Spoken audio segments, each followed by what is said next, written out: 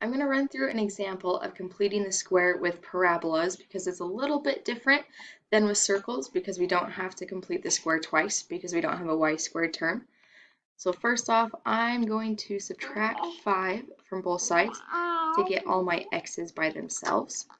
So I got y minus 5 equals 2x squared plus 8x. And then I notice that I can factor out a 2 out of my x's. So if I factor out a 2, I'm left with y minus 5 equals 2 times x squared plus 4x. And then here's where I'm going to complete the square. So I'm going to take that 4 divided by 2, which gives me 2. And remember to square it, which gives me 4. So I'm going to add 4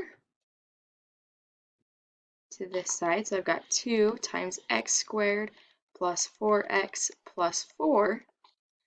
Notice though that we've got to times that 4 by 2. And on the other side, we're actually going to add 8 because of that. Because we have to do 2 times 4, which gives us 8. So I'm adding 8 to the other side.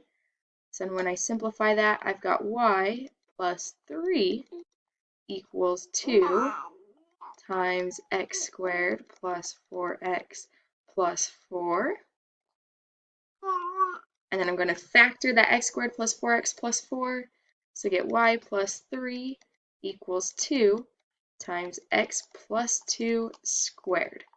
So that's going to put my equation for my parabola into a graphing equation. So then it's a lot easier to graph. If you guys have any questions with completing the square with parabolas, please let me know.